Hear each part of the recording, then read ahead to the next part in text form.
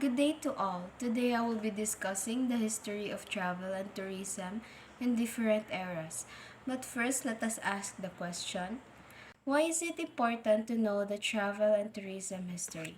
Knowing the history of travel and tourism industry is important because it provides insights into its evolution, economic impact, cultural significance, and informs current practices and policy decisions.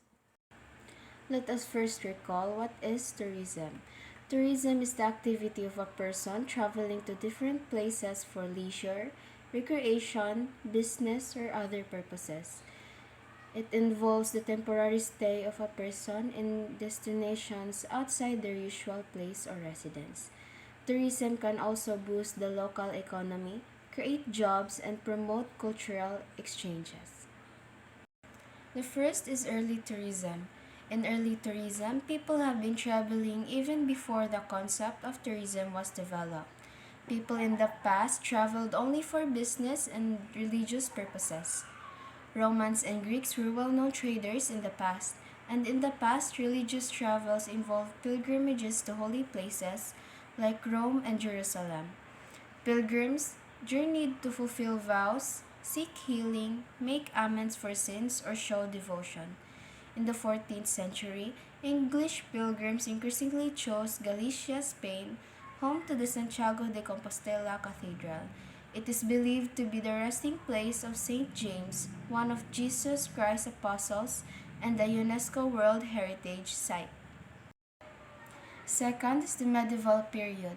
In this era, the fall of the Roman Empire in the 5th century brought decline in travel.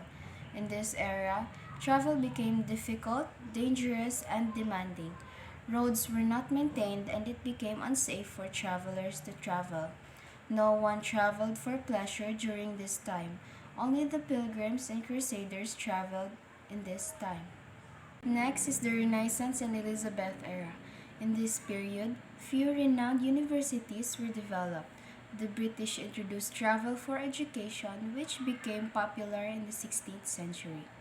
During Queen Elizabeth I's reign, young aristocrats seek court positions were encouraged to travel across Europe to broaden their knowledge. This practice later extended to a broad group of men, which is called Grand Tour. Grand Tour became an essential part of a gentleman's education. Aside from educational travel, people also traveled for health and wellness. Sick people traveled in sought for a remedy for their illnesses in medical baths or spa, a term which is derived from the word spa, which means fountain. Later on, entertainment was added and many watering places evolved into resort hotels. In the 18th and 19th centuries, baths in France, Italy, and Bohemia gained popularity. The Great Bath in England, part of the Roman Baths complex, is a well-preserved example of ancient Roman bathhouses. Next is Industrial Revolution. This era transformed tourism by not only introducing technological advancement, but also fostering social changes that heightened the appeal of travel. The combination of improved transportation, increased leisure time, and evolving attitude towards leisure and culture fueled the expansion of the tourism industry, shaping it into what we recognize today. The Industrial Revolution laid the foundation for modern mass tourism by making it easier for people to explore new destinations, leading to the development of the tourism industry as we know it today. Next is the 19th century. In this era, the advancement of technology made the travel more convenient, and in the earlier part of the 19th century, the railway system and the steam power were introduced. This advancement in technology made travel more convenient and comfortable. Photography and instructional materials such as guidebooks and travelogues became popular. One among them was Baedeker. Baedeker guidebooks were the most popular because it does not only contain basic information, but it also includes details on how to visit the destination and suggested tourist attractions that are worth visiting. In the later years of the 19th century, tourism became more organized and it became institution. Cox and Kings were the first non-travel agency, but they only catered to the travel needs of the British Royal Armed Forces. And in 1841, Thomas Cook opened the first leisure travel agency, the Thomas Cook and Sons, to help Britons improve their lives by seeing the world. In this slide, we will be talking about Thomas Cook. Again, in 1841, Thomas Cook opened the first leisure travel agency called the Thomas Cook and Sons to help Britons improve their lives by seeing the world. He is also the father of tourism, and his first excursion trip occurred in 1841 between Leicester and Loughborough with 571 passengers provided with meals and entertained with brass music. And from 1855, Cook offered guided vacations abroad. Also, in 1866, he introduced the circular notes, which were accepted in the banks, hotels, restaurants, and shops. This was, in effect, the first traveler's check. Next is the 20th century. During this era, the development of the travel and tourism industry has been interrupted at several critical points in history, including World War I and World War II. During World War I, tourism came to a standstill due to a combination of factors: travel restrictions, safety concerns, economic hardship, and transportation disruptions hindered people's ability and desire to engage in leisure travel. As a result, tourism industry experienced a significant decline during this period. In World War II, it led to an increase in travel interest influenced by the advancement in aircraft technology. Air travel became more comfortable and faster compared to other forms of transport. There was also a decline in railway travel caused by the introduction of the automobile. Seaside tours became popular, led by improved motorized public transport and road conditions. Lastly is the 21st century. At the turn of the century, global events including the 9/11 attacks, the Iraq War, terrorism, and health concerns led to a decline in international travel. The 21st century brought a technological revolution within its internet widespread use, reshaping travel services. During the 2000s, online travel bookings surged, and in 2014, industry leader Expedia expanded its offerings with brands like Hotels.com, Trivago, Hotwire Group, and Expedia Cruise Ship Centers. In the 21st century, tourism continues to be a dynamic and evolving industry shaped by technology, changing consumer preferences, sustainability concerns, and global events. To fulfill the ever-changing requirements and expectation of passengers, as well as the challenges that arise in the world that is rapidly growing, the industry needs to keep evolving and adapt. And that would be the last slide of the first topic, the history of travel and tourism in different eras. Moving on, the next topic will be the origins of tourism in the Philippines.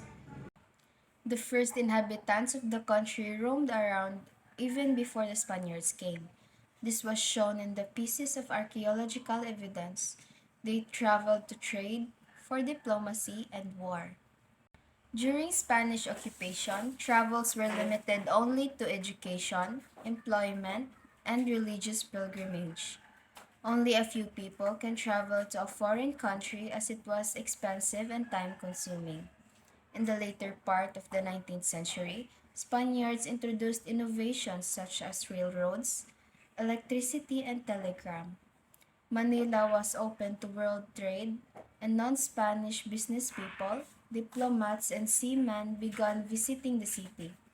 In 1889, Hotel de Oriente, the city's first deluxe hotel, was opened, but it was replaced with a more modern hotel during the American occupation. Next is the American occupation. During the celebration of American independence on July 4, 1912, the Americans opened the Manila Hotel, which became the city's landmark. They also transformed the remote rural town of Baguio into a city. Because of its cold temperature, it became a popular destination, especially during summer. Also, in 1935, the first Trans-Pacific flight was inaugurated. Americans reached Manila Harbor in just 59 hours aboard the China Clippers. Lastly, in 1937, the country's first private airport was established. It is where the country's first air- airline, the Philippine Airlines, took its first flight in 1941. During this time, the country's road system has not extensively developed, and only a few places outside Manila, such as Taal Volcano and Baguio, were developed for tourism. The next I will be discussing is the earliest tourism organization in the country. The first is in 1952. The country's first tourism association was organized, the Philippine Tourist and Travel Association, or PTTA. It is an association of all existing travel establishments that serves domestic and international travels. Next is in 1956, the government through RA 1478 created the Board of Travel and Tourist Industry, or BTTI. It is a policy-making body that supervises, regulates, and controls the tourist industry. Next is in 1973, the BTTI was recognized into the Ministry of Tourism, now known as the Department of Tourism. Next is in 1974, DOT, or Department of Tourism, hosted international conferences and sporting events like Miss Universe Beauty Pageant, World Bank International Monetary Fund meeting, and the Ali Fraser Thrilla in Manila boxing match respectively. In 1977, the University of the Philippines offered the first tourism degree course in the country. Next is in 1989, DOT, or Department of Tourism, launched its first promotional campaign with the slogan Fiesta Island Philippines. Next is in 1990s, local civil aviation boosted tourism in the country when budget airlines entered the business and more provincial airports were opened to international flights. This accelerated tourism in provinces, and Boracay Island became a famous international resort destination. In 2000, the celebration of a public holiday was moved to the nearest weekend. Next is in 2010, tourism in the country faced three major crises. First was the criticism of marketing campaign Filipinas Kay Ganda. Many criticized the use of Filipino language in the slogan as it might not be recognized in international markets, while others criticized the design for it resembles Poland's tourism organization's logo. The campaign was pulled out weeks after it was launched, and the tourism secretary was replaced. Secondly, all Philippine carriers were banned from flying over European airspace. Due to a lack of compliance with international safety standards and a deficiency in safety oversight from the Philippine Civil Aviation Authority at that time, the operation faced restrictions. And lastly was the hostage-taking incident at the Quirino Grandstand. The crisis resulted in the death of 8 Hong Kong tourists and the hostage-taker. It raised significant concerns about law enforcement, and the reputation of the Philippines suffered. In 2012, Philippine tourism logo featured the tagline "It's more fun in the Philippines" and was known for its vibrant and colorful design. The logo aimed to promote the Philippines as a fun and exciting tourist destination, emphasizing its natural beauty, culture, and hospitality. It became a popular and recognizable slogan for Philippine tourism marketing campaigns during that period. In 2015, Department of Tourism continued its campaign with Visit the Philippines Year and the Visit the Philippines Again in 2016 campaign. The OT launched It's More Fun in the Philippines campaign in 2019 with a few tweaks on the logo. The new logo features a new font and a weave with colors depicting Filipino products, while the previous logo had a Philippine map.